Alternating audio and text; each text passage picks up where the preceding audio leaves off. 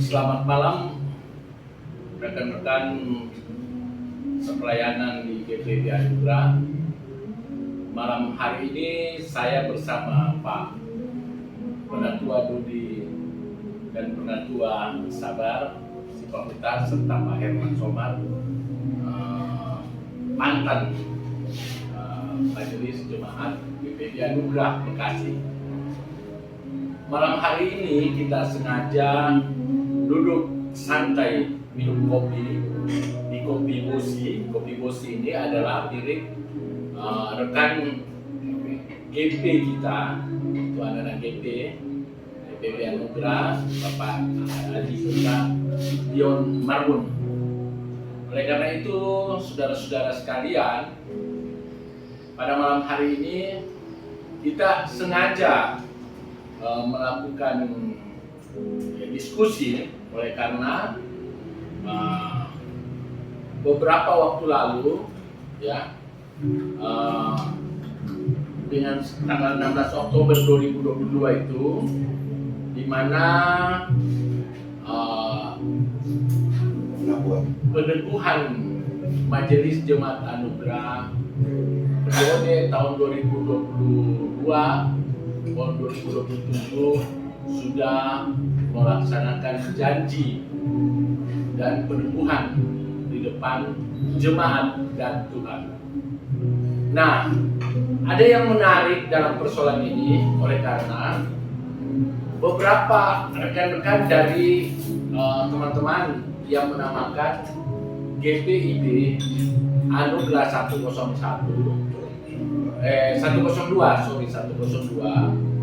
itu dipertanyakan kepada saya, ya, bagaimana legal standing status penatua dan Diaken 102 dengan selesainya penemuan penatua dan Diaken Majelis Jemaat GPB Anugerah Bekasi. Nah, malam ini kita akan bincangkan itu, yang pertama topiknya, dan kedua, perlukah Majelis Sinode GPB membubarkan atau menegur 102? Nah, ini ada beredar di tengah-tengah jemaat, baik di jemaat 102 ini yang menamakan diri ya, karena itu kami tidak akui yang menamakan diri 102.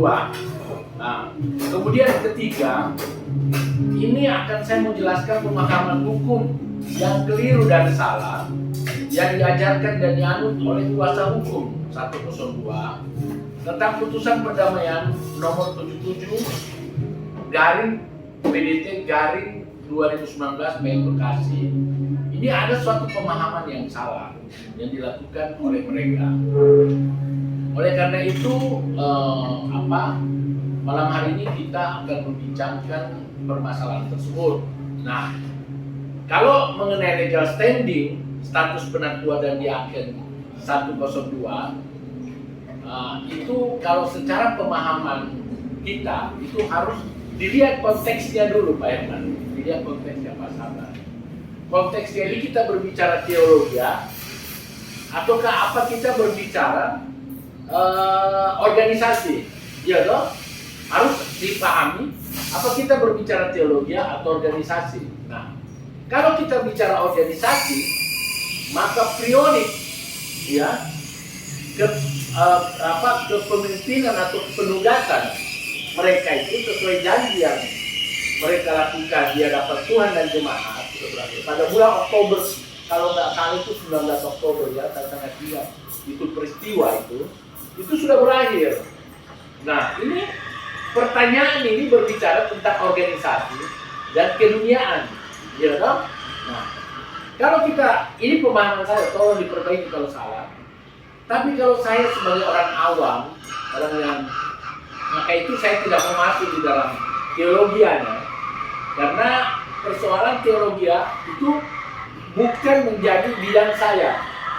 Bidang saya itu hanya mengenai pemahaman dalam hal ini secara hukum, bukan teologi.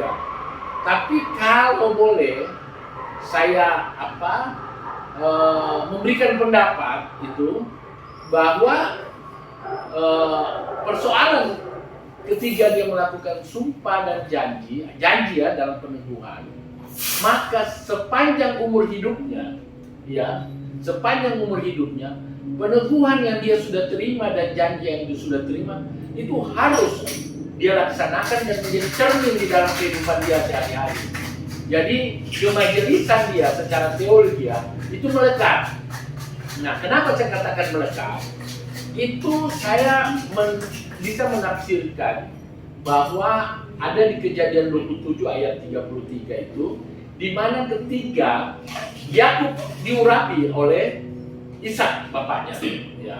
Karena kan pengurapan ini sebenarnya mau dilakukan kepada Esau. Nah, tapi entah secara penipuan bagaimana, maka diurapilah Yakub itu sebagai cikal bakal bangsa Israel.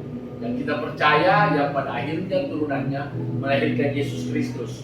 Nah, Kejadian 27 ayat 3 itu menyatakan, lalu terkejutlah Ishak dengan sangat serta berkata, ya, siapa gerangan dia yang memburu binatang itu dan telah membawanya kepadaku? Aku telah memakan semuanya sebelum engkau datang. Ini ketika Esau meraung-raung, ya. Dan telah memberkati dia, kata Ishak. Aku telah memberkati dia, telah memberkati. Dan dia akan tetap orang yang diberkati. Nah, oleh karena itu menurut pemahaman teologi saya, mudah-mudahan tidak salah, bahwa misalnya Pak Herman yang sekarang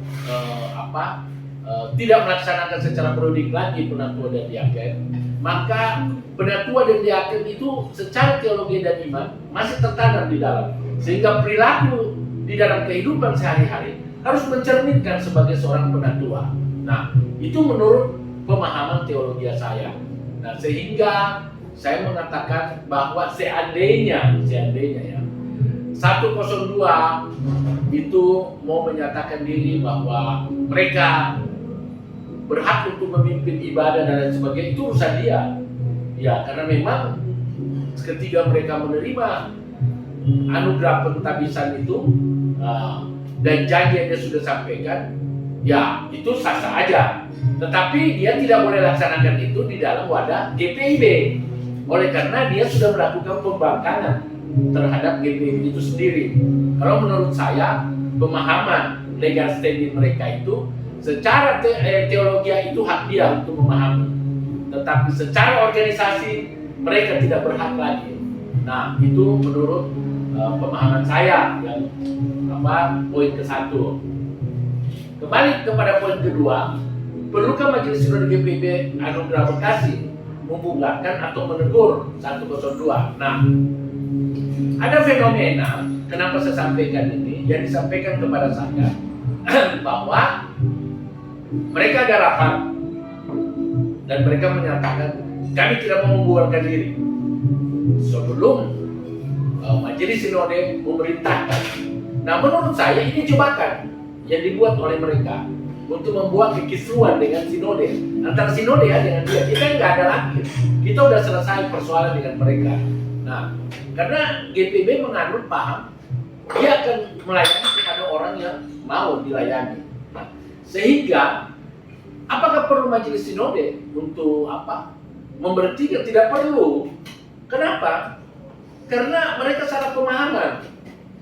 Yang harus dilakukan oleh majelis sinode adalah selalu mengkoordinasi dengan kita selaku GPIB yang sah di bawah naungan GPIB. Nah, sekarang kita melihat seperti misalnya mereka menyatakan diri GPIB Anugerah 101. Nah, legal standing di dalam 334 jemaat yang ada di GPIB itu tidak ada nama GPIB Anugerah 101. Nah, bisa saja kata GPIB di depannya itu singkatan dari Gereja Pantekosta Indonesia Barat. Bisa aja toh? Ya bisa. Buat apa kita mau ribut-ribut sama mereka? Ya. Nah, kalau mau sebenarnya gampang aja. Ini kan tempat yang disampaikan di sana ini khusus untuk perumahan, bukan untuk gereja. Dan ini sudah bermasalah di Desa Lambang Sari sebenarnya. Iya toh? Nah, itu kita nggak mau urus lah. Pokoknya tujuan kita sekarang adalah bagaimana kita melayani jemaat kita yang baru ini, yang sudah rukun, sudah stabil, dan coba kita lihat tiap minggu 150 ke atas yang datang ibadah. Nah, ini belum yang Zoom dan lain sebagainya ya. Itu kalau menurut pandangan saya. Sehingga saya berpendapat apa yang dikatakan mereka itu bahwa perlu majelis sinode membubarkan, itu urusan mereka lah dengan majelis sinode. Nah, itu poin kedua. Nah, poin ketiga itu di situ tentang pemahaman hukum ya yang keliru yang diajarkan oleh penasihat hukum 102. Nah, saya melihat begini ya. Nah, ini kasus ini Pak Herman, Pak Dodi dan Pak Sabar, saya teringat ketika membaca bagaimana bangsa Israel dibuang ke tanah ketika mereka sudah sampai di pintu Kanaan. Ya, nah, kenapa saya sampaikan begitu, Pak Herman? Mereka ini sebenarnya tidak memahami aturan dan hukum. Kebencian yang mereka taburkan selalu. Nah, secara jujur saya mau mengatakan bahwa ketika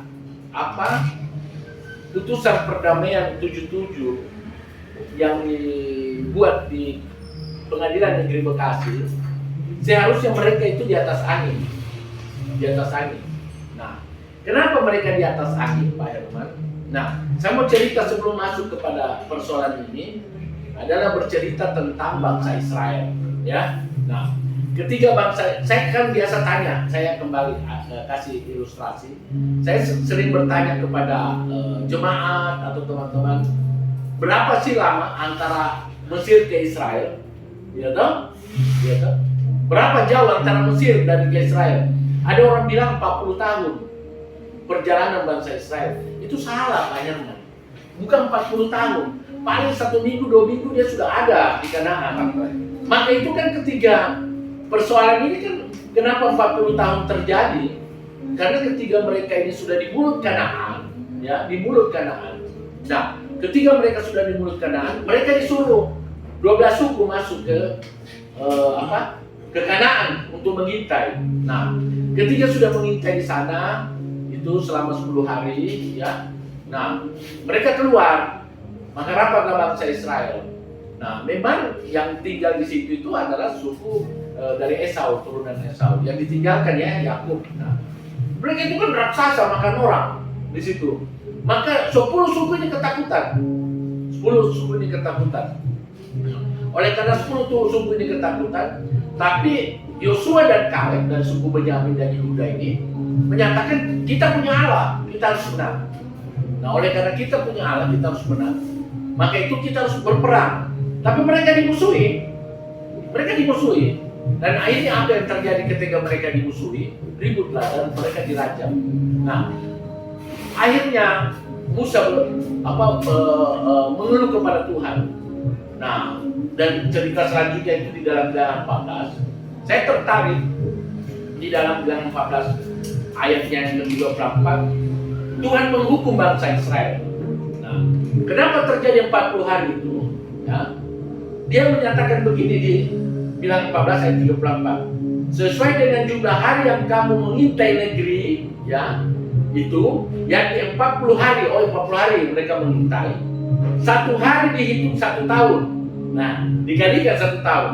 Jadi 40 tahun lamanya kamu harus menanggung akibat kesalahanmu, supaya kamu tahu rasanya jika aku berbalik daripadamu. Nah, saya ambil ilustrasi seperti ini, kenapa? Sama dengan mereka, ini 102 Pak Herman. Pak Herman bayangkan ya, mereka menyatakan diri 102. Berarti kode 102 ini 102 jemaat, ya. Nah, majelis, sorry, ya, 102 majelis. Nah, saya ambil ini perdamaian di sini, kita baca bersama-sama, ya. Di sini ada kan perdamaian saya bawa di Pak Herman. Nah, di dalam perdamaian ini, ya, jelas-jelas disampaikan, ya. Nih kita analisa ini supaya orang 102 tahu apa sih sebenarnya yang terjadi, ya, supaya mereka tahu di sini. Nah, ini perdamaian yang menjadi putusan itu, ya. Nah, di sini pasal 2 ya, yang 7. Nah, pasal 2 mengatakan gini, bahwa para pihak bersepakat sebelum dilakukan serah terima jabatan pendeta Benyamin Lahunu PSI MTH kepada pendeta baru, maka peribadatan dikelola kelompok 20 diaken di sini ya. Ini 20 diaken dalam apa? Dalam asli ini. Tetapi dalam putusan pengadilan 18. Nah, ini sudah salah sebenarnya. Ini batal dihukum sebenarnya kalau kita lihat seperti itu. Nah, penatua GPB Zaman Nugraha beramat di Perum PDK Lambang Sari RW 07. Maksudnya yang K18 tapi di sini dibilang K20 ya. Nah, bahwa sedangkan peribadatan di pelayanan SKU Tambun dikelola oleh kelompok 102 di situ.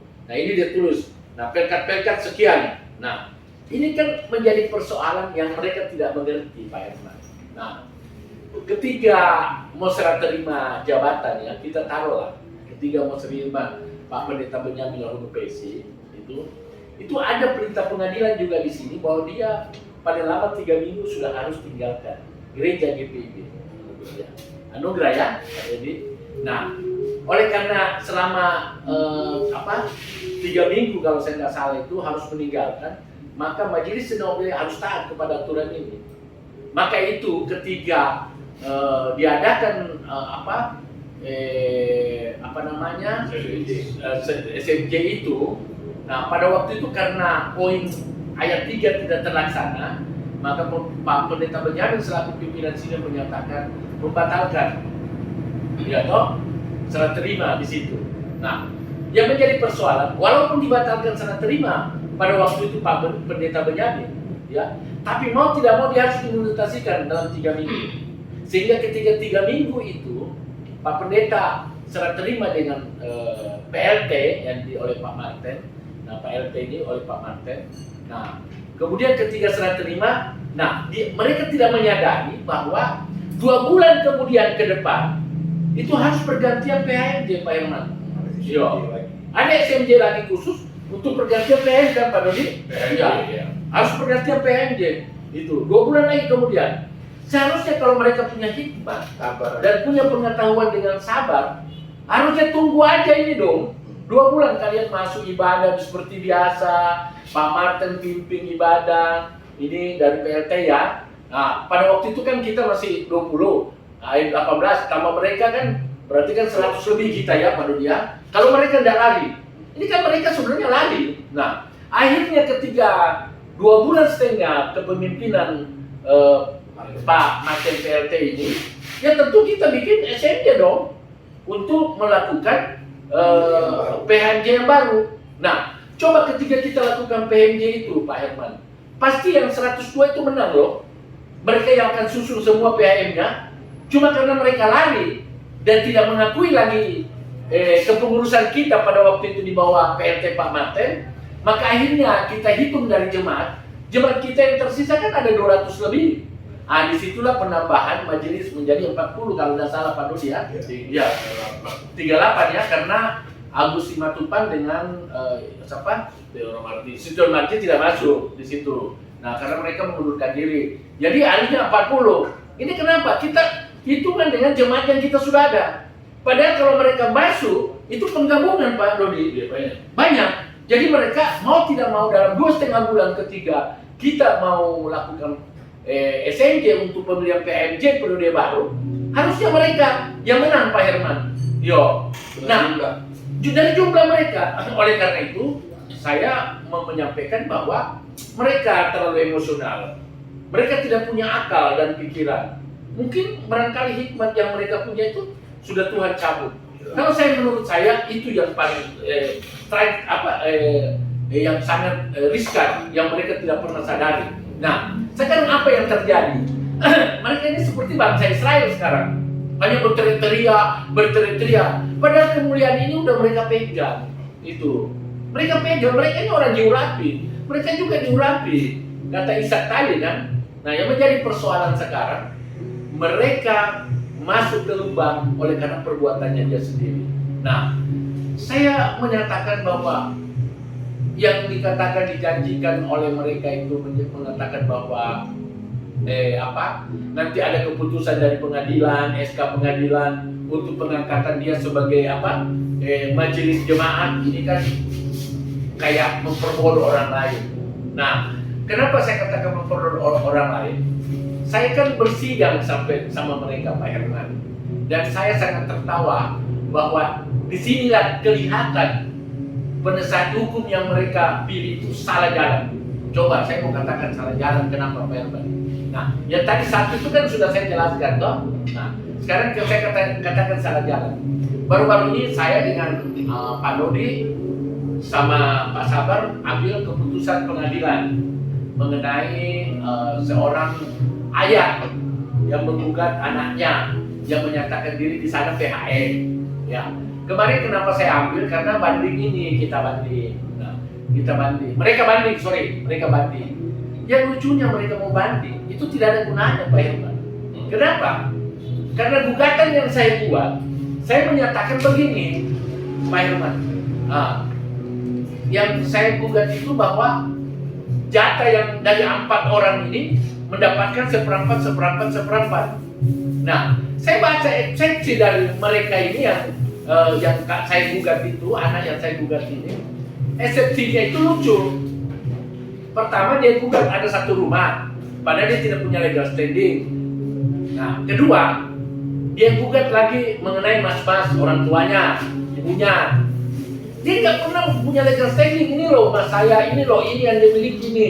Nah, yang ketiga dia minta itu adalah dia setuju yang seperempat itu pembagian.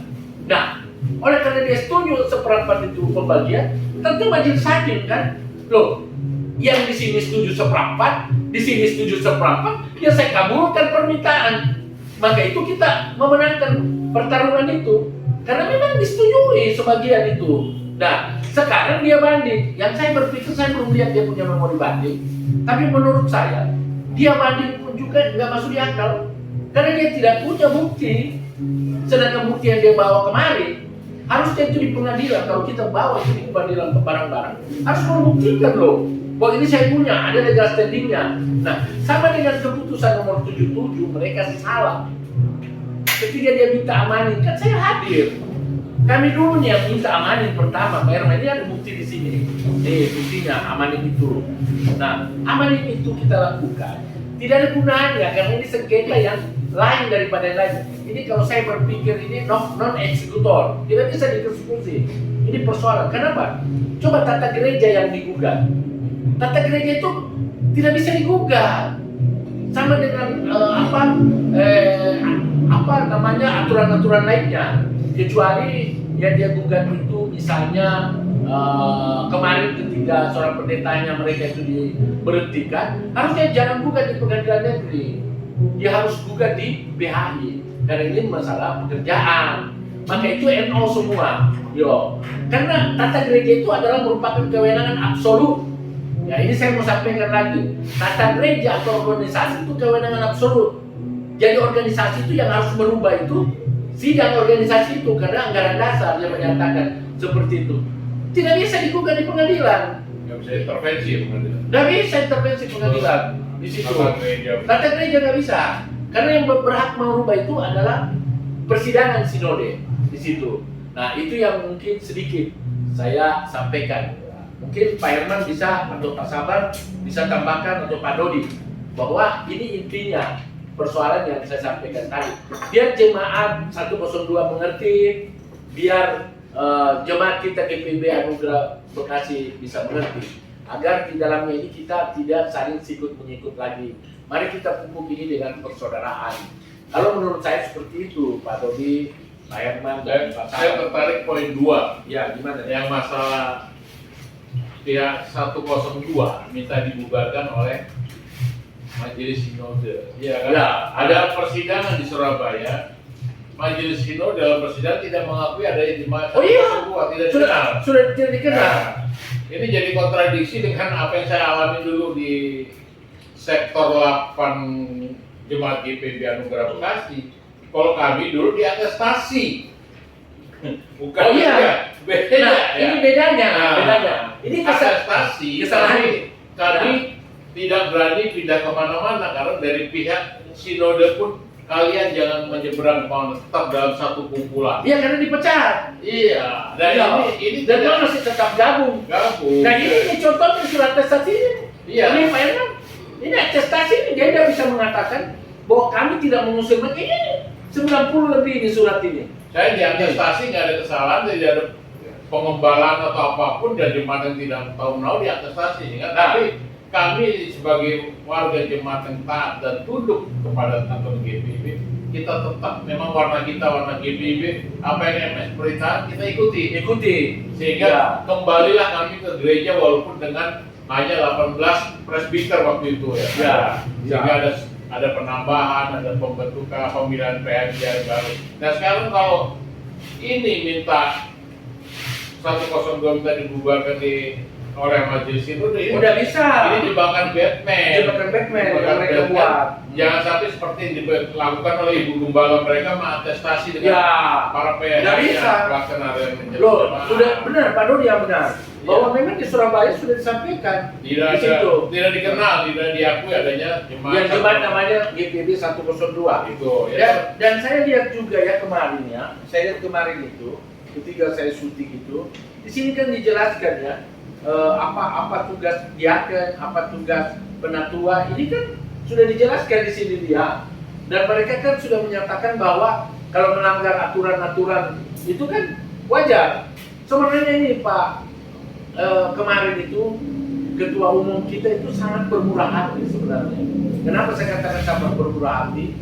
Oleh karena ketika mereka diteguhkan kembali atau dipulihkan kembali, Pak Ketua cuma bilang di depan Niban bahwa udah 102 itu kami udah teguhkan.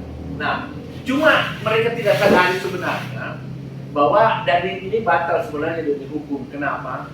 Mereka dari awal bikin pembohongan. Nah, setelah saya syuting kemarin, ya Pak Dodi itu saya syuting kemarin, ternyata 102 itu salah kalau mereka mengatakan diri 102 itu. Kenapa saya katakan salah? Karena sebenarnya kita ini kan 20. Nah, kalau kita 20 berarti 122 majelis dia dong. Nah, berarti kalau mereka 102 kita 20 berarti 122 toh. Padahal majelis kita ini cuma 120. Berarti udah lebih 22. Nah, kedua, apakah 102 ini punya tanda tangan menyatakan saya ikut sama kalian? Karena kan banyak majelis yang sekarang sudah masuk itu, yang masuk ke apa? Oh banyak yang pindah ke GKI, banyak yang pindah ke GKI, ke KJW, ada ada kembali ke HKBP apa semua. Ya. Jadi, kalau mau jujur tidak ada lagi majelis jemaat yang 102 total tidak ada 102. Dan apalagi sekarang kan sudah dibubarkan toh? Sudah apa bukan dibubarkan, sudah selesai masa periodenya itu. Jadi ini yang tadi menyangkut poin 3 masalah hukum. Ya, ini yang beredar omongan di antara mereka pun kita ya dengar, mana lebih tinggi keputusan pengadilan atau keputusan majelis sinode terkait masalah pengangkatan diakan dan penatua. Mereka berpatokan keputusan pengadilan lebih tinggi. Ya silakan minta ke pengadilan soal pengangkatan diakan. Ada nggak surat penetapan dari pengadilan? Dan penetapan PHNJ juga dari pengadilan bisa nggak? Yo.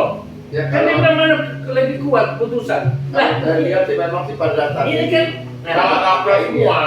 Gimana dibodohi? Iya, bicara tentang organisasi, sebenarnya dari sinode juga udah begitu luar biasa memberi kelonggaran kebijakan buat mereka. Ya. Kalau sinode mau ambil satu tindakan, sebetulnya sebelum persidangan di Surabaya juga, kalau sinode ingin ambil tindakan, itu atribut-atribut yang digunakan sudah tahu oleh mereka, termasuk sekolah. Tetapi karena mereka masih terikat di dalam kemajelisan, walaupun mereka tetap melawan legalitas dari sinode, tetapi sinode masih memberikan terus waktu buat mereka. Ya, mereka masih terikat dengan SK. Iya, tapi setelah saat ini sudah selesai, udah nggak ada. Apapun itu sinode juga harus berani juga bertindak untuk menggunakan agar atribut itu tidak disalahgunakan. Oh betul, itu harus tetap sinode bertindak. Jangan hanya bukan maksudnya mengubahnya, tidak boleh. Langkah yang sinode harus lakukan supaya atribut itu tidak dipakai oleh mereka ditarik. Ya, itu yang benar. Ya, kalau itu sudah melanggar aturan. Ya, kalau itu boleh, saya paham. Saya akan meminta sinode untuk bisa bertindak untuk masalah atribut. Kalau masalah mereka yang melayani silakan. Mereka bisa pakai atribut apa silakan, tapi atribut GPIB termasuk atribut GPIB mereka tidak boleh pakai. Mereka harus termasuk stempel mereka tidak boleh pakai. Termasuk yang tertulis gereja Protestan di Indonesia bagian barat mereka nggak boleh pakai. Iya. Karena itu pelanggaran pidana dan pemalsuan. Nah, pidana kasihan jemaatnya yang dibodohin dengan Ya. stempel ngasih nama sinode, padahal itu semua tidak legalisasi, tidak benar. Tapi kalau saya jujur mau mengatakan bahwa biar aja ini terproses, ya biar terproses. Karena seperti yang tadi pendahuluan saya sampaikan sama Pak Herman, bahwa yang masuk ke Kanaan itu hanya Yosua dan Kaleb. Nah, terbukti sekarang, terus terang aja, saya mau ada berbicara, ini aneh loh, aneh. Kalau saya menilai dari PHM kita yang 10 kemarin terpilih itu, saya anggap aneh. Dan itulah yang terbaik bagi penilaian pribadi saya. Nah, mengapa saya katakan begitu? Yang tertarik saya di sini ada sekretaris. Yang saya tidak sangka Pak Dodi. Saya tidak sangka. Itu Yo. cara Tuhan bekerja. Cara Tuhan, kok bisa terpilih dia? Dan ini sebelah. tidak ada yang diatur. Dari sebelah. Yo. Dan ini dulu orang yang vokal. Dan saya tahu sekali Dari sama satu vokal. Yo. Dan ini bukan rekayasa untuk memilih dia loh. Banyak orang bilang jangan pilih dia, jangan pilih dia, jangan pilih dia. Tapi kenapa Tuhan memilih dia? Dan hebatnya saya mau bilang, yang sekretaris sekarang ini yang terpilih, dia mau menanggung penderitaan dan malu. Dia mau datang nih, saya mau masuk di GPB yang benar ini, karena saya melaksanakan tugas di sini, saya mau mengakhiri tugas di sini. Tapi kita tidak tahu cara Tuhan untuk pakai dia. Nih, saya mau bilang, dan gambaran-gambaran yang saya lihat ke depan ini melihat bahwa memang kita terbuka, kita tidak ada diskriminasi dengan siapapun juga. Oleh karena itu, saya mau meminta kepada teman-teman. Nah, kenapa kita membuat show seperti ini Pak Nuria? Supaya mereka mengerti. Ini loh yang sebenarnya kasus terjadi. Dan saya mau sebenarnya kepada mereka itu kalau mau, mari kita bikin semacam broadcast. Yo, broadcast toh? Ya. Siapa semacam moderator hadir. Kita bicara tentang gereja, diskusi baik-baik. Yo, jangan kau cuma membodohi orang. Saya mau bilang Pak Herman, bayangkan ini gugatan kemarin, Pak Dodi tahu ya. 1 tahun kita perjalanan ini sidang kemarin. Bayangkan aja 1 tahun perjalanan sidang Pak Herman itu berapa uang yang habis yang mereka lakukan kasihan itu anak tersebut. Kalau kita sih pelayanan bos, ini utuh pelayanan, tidak pakai macam-macam. Nah, kalau mereka bagaimana? Ini. Nah, coba sekarang banding lagi. No. Apa yang mau dicari dalam banding itu? Kalau saya mau lihat, toh biar bagaimanapun hak-hak kau ini sebagai anak ya sudah jelas kok dikasih itu. Justru ada misterius sebenarnya Pak Herman. Dengan melakukan banding ini, saya baru tahu apa misterius di dalam persoalan ini. Tapi saya tidak bisa buka di sini. Saya tidak bisa buka. Ini. Karena kenapa? Oh, di sini Tuhan mau. Maksudnya ini yang aneh. Gitu. Makanya mudah-mudahan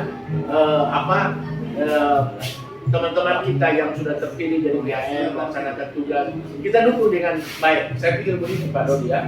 Satu juga masalah untuk semua jemaat yang di pihak kita mau bicara. Ya. Kalau memang kurang jelas atau merasa tidak mengerti, ditanyakanlah. Ya. Yo. Kalau mau balik, kita selalu open kok, tidak ada pemeriksaan, tidak ada dijagain apa. Tidak ada. Untuk jemaat, jangan jemaat. Iya. Majelis dari pihak seberang pun kami terima dengan tangan terbuka, baik Pendeta Theodor sampai Pendeta Ahmad Huli maupun dia kan Marulana Sinaga Sulawesi. So, bahkan mereka juga tetap sekarang dipilih lagi jadi PHMJ sekretaris, luar biasa. Dan itu Tuhan. bukan rekayasa loh. Jangan sampai mereka Luar biasa cara Tuhan, benar itu makanya. Dan kalau sampai sana masih dikukung dan digelapkan hatinya dengan alasan-alasan dan putar balik fakta, lambat laun masih akan berbuka. Ya kalau saya sih lihatnya begini, terlepas jemaat di sana mereka sudah diputarkan hatinya atau seperti apa, tetapi fakta mengatakan bahwa berapa kali persidangan lewat proses ini tidak pernah mereka dimenangkan. Oh iya. Iya, mereka Betul, tidak betul. pernah dimenangkan. Harusnya jemaat itu sudah terbuka melihat. Iya, betul. Tapi karena mungkin keegoisan ataupun seperti apa yang akhirnya membuat mereka tidak bisa melihat bahwa kebenaran itu sebenarnya sudah terlihat. Nah, saya minta kepada seluruh jemaat bahwa tadi katakan bahwa teman-teman bahwa jangan cuma jemaat majelis dulu yang bersekongkolan bikin hancurkan anugerah kita terima. Ya, Apalagi betul. hanya jemaat Ya. yang kita anggap kita adalah bagian dari keluarga besar yang dari dulu yang kayaknya saat ini kita masih merasa nggak bisa terpisahkan. Ya. Makanya dalam forum ini kita meminta kepada teman-teman jemaat semua, lihatlah fakta yang ada bahwa apapun yang dilakukan oleh pengacaranya dan pihak sana tidak pernah dimenangkan perkara itu. Selalu perkara yang dimenangkan adalah perkara yang dari pihak anugerah yang sah. Karena kenapa? Karena memang dasar hukum lain dipakai. Memang nggak bisa Dasar kalau aturan. menang, karena gini, sampai kapan pun dia tidak bisa menang. Ya. Karena begini persoalannya, yang saya katakan tadi, kalau mereka mau gugat tata gereja, itu kewenangan absolut organisasi, itu pertama. Nah, kedua, sudah ada kesepakatan tadi yang nomor 77 itu, udah jelas kesepakatan itu semua di situ. Nah, seperti pendeta mereka di pasal 7, kan sudah dibicarakan dia di persidangan sinode di bukan di Bogor. Nah, sudah dibicarakan. Nah, yang menjadi persoalan sebenarnya menurut saya, orang ini bebal. Ya. Kenapa? Yang paling riskan, yang terakhir ribut, ya, yang saya mau bilang, saya itu ditelepon oleh majelis sinode. Kemudian ketika saya tiba itu yang peristiwa naas itu sampai kita saling menghancurkan itu majelis sinode menyampaikan begini, bahwa keinginan majelis hakim ibu yang gembala ini mau diaktifkan. Apakah kita pihak sebelah itu setuju? Nah, saya menyampaikan kita setuju. Kenapa kita mau setuju? Karena yang penting dia mutasi. Ya kan? Padahal dia udah diberhentikan loh Pak Irman. Ya kan? Pada waktu Pak Dodi. Dan Pak Sabar hadir pada waktu itu. Nah, oleh karena mereka banyak dibawa, kami diminta ditelepon, bisa nggak 1 jam sampai di majelis sinode. Nah, kami berangkat. Kami 5 aja yang utusan yang ke sana. Tidak boleh lebih masuk di dalam ruangan majelis sinode. Nah, ketika kami duduk di dalam di ruangan majelis sinode itu, nah, mereka diminta 5 masuk. Tidak boleh, tapi mereka memaksakan diri untuk semuanya harus masuk. Itu. Nah, inilah membuat kegaduhan. Nah, persoalannya kan ketidaktaatan mereka kepada aturan dan majelis sinode. Sehingga apa yang terjadi? Mereka dibuang sekarang ke padang pasir seperti bangsa Israel kemarin. Nah, orang-orang yang tidak mau bertobat, dia akan mati nanti di padang pasir itu. Terserahlah mereka mau kembali ke anugerah atau tidak. Itu. Nah, ini kan persoalan toleransi majelis sinode sangat besar. Itu sangat besar. Nah, ada juga penyampaian dari emeritus. Dan tadinya saya juga terus terang aja agak kesal kepada tim 8. Tapi ketika saya melihat tim 8 punya keinginan, ternyata memang juga bagus, baik. Dia cuma mau mengatakan jangan jemaat ini lari, dia masuk kembali ke anugerah. Pendeta ini mutasi. Nah, persoalannya pendeta ini yang tidak mau mutasi.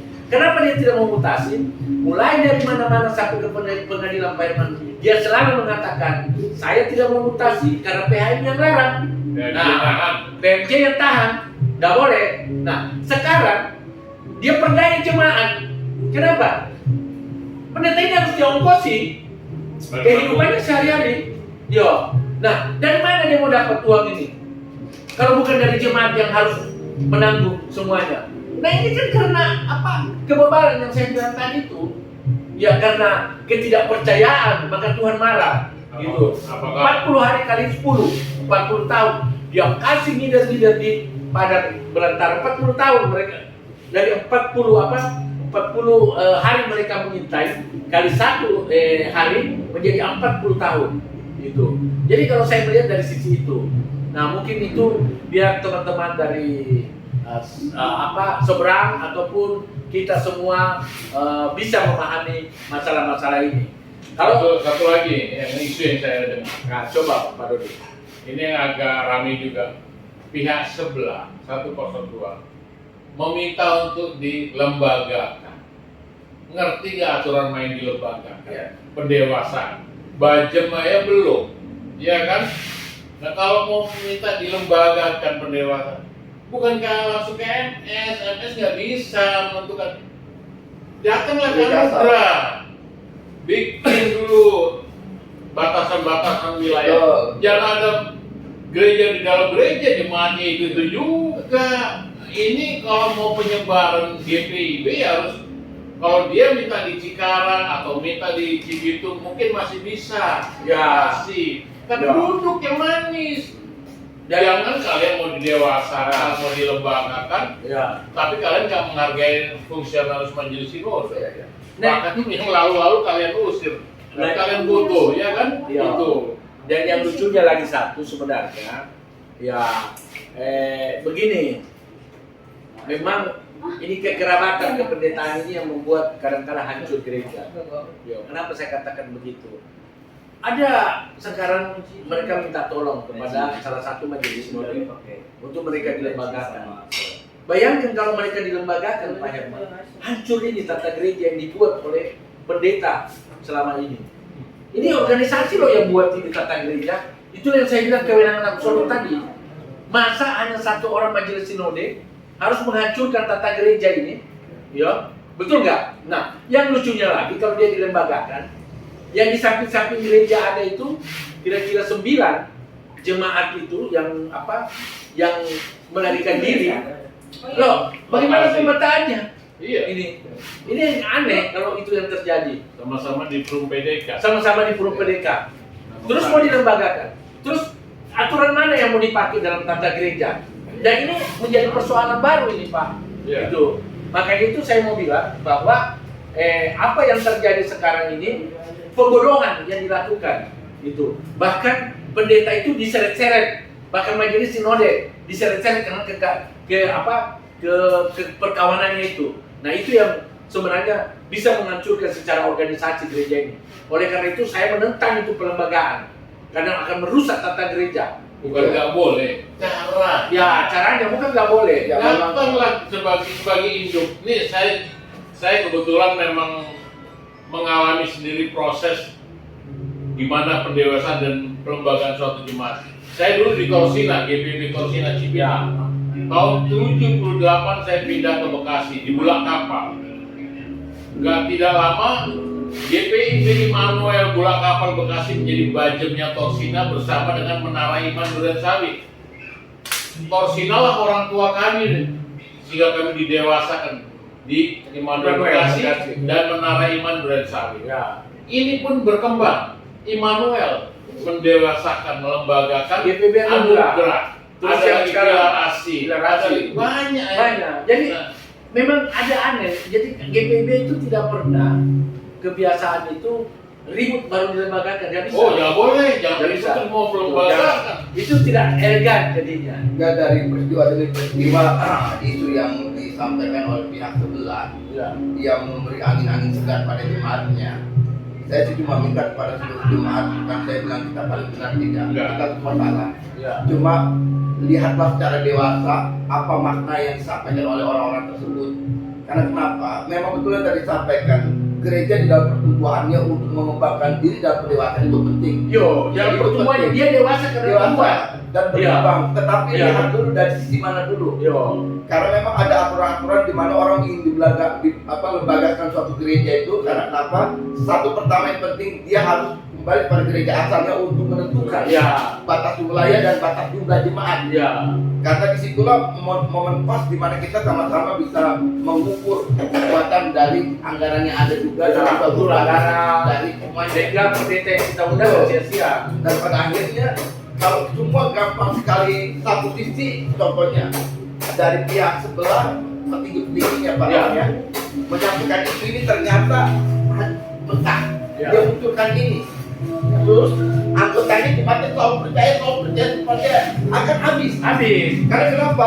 Kenapa tidak mempunyai hikmat gitu? Di balik kegagalan demi kegagalan harusnya bisa melihat. Harusnya punya hikmah. Harusnya bisa melihat. Nah, kalau pemberontak itu selalu begitu. Iya. Ya, maka itu saya mau mengatakan bahwa GPIB ini dia selalu berkembang, ya, dia tumbuh. Pelembagaan itu karena pertumbuhan, Iya, karena bukan karena pemberontakan. Betul. Gitu. Jadi ini yang harus dipahami. Iya. Ya, seperti itu. Nah, mungkin ada lagi mungkin Pak Herman, Pak Dodi. Enggak, saya rasa itu aja lah. Ya, Yang penting kita tetap mau menyambut kapanpun mereka mau kembali. Kalau mereka mau didewasakan dan dilembagakan, ada aturan main dan proses ini semua. Kita persiapkan baik-baik. Kita juga butuh di Cikarang, bahkan Kerawang kita butuh pengembangan ini, estafet gitu. Tapi bukan di Lambang Sari PDK ada, terus mau di Dukuh Bima mau bikin dah. Ini kan Berapa bisa? Kalau saya kemarin waktu belum pengakhiran dari masa tugas periode 2022 ya, kemarin, dan semua seluruh majelis dari 2017 sampai dengan 22 selesai semua termasuk dari kelompok kanan, mereka memakai atribut tidak masalah.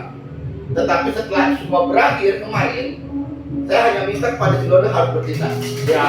Ada apapun juga mereka memposting semua dengan atribut-atribut GPG itu sudah salah fatal. Betul. Itu kalau masalah mereka mau melayani pakai apa silakan. Tetapi atribut jangan selalu gunakan itu atribut itu. Betul. Ya. Saya setuju. Yang harus sinode bertindak. Jadi sinode harus mengirim surat kepada mereka Ya. bahwa kalau mereka ibadah tidak boleh lagi memakai Atribut gitu. sekolah-sekolah di TV mereka sudah tidak boleh pakai. Kalau dia mau pakai kan pendeta KMJ-nya mereka kan dari Ternate itu apa?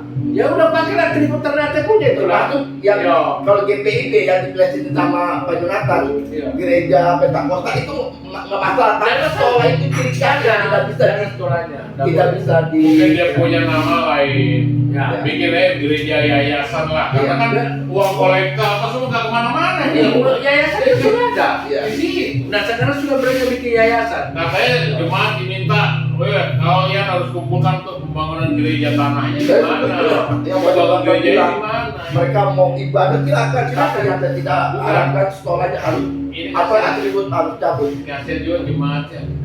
Kalian harus sekian, ini sekian, ada Oh iya, untuk yang- bangun jemaat gereja. Yang paling sadis juga ini sebenarnya gini Pak Herman. Ini yang mau saya ingat. Ada beberapa jemaat sampaikan sama Laporan. mereka melaporkan lebih baik dia berpindah ke gereja lain. Oh, karena mereka disuruh. Karena kalau masuk di anugerah, mereka diteror. Didatangi. Didatangi. Bully. Nah, ini sadis ini. Jadi mereka itu kalau datang diteror. Kenapa? Yang masuk ke kita itu udah berapa? Banyak yang menyampaikan kami diteror masuk ke sini. Oh. Nah, jadi ini kan fakta yang diputarbalikkan sebenarnya. Nah, oleh karena itu saya mau mengatakan, ya sebelum kita akhiri ini pembicaraan, kita berdoa aja. Ya. Semoga mereka bisa secara positif, ya, bisa melihat dengan mata kepala dan dituntun imannya bahwa apa yang mereka lakukan itu sebenarnya salah. Boleh mereka membuat gereja, silakan. Mereka membuat persekutuan, silakan. Tapi satu menjadi persoalan, jangan pakai atribut GPIB, itu aja. Nah, gitu aja ya kepada ya Pak Herman. Ya demikian saudara-saudara yang dikasih dalam Tuhan Yesus Kristus. Sebelum saya akhir ini, semoga kita bisa berjumpa di lain kesempatan dengan topik yang berbeda. Selamat malam. Selamat malam. Tuhan Yesus memberkati. Ya, sip. Oke.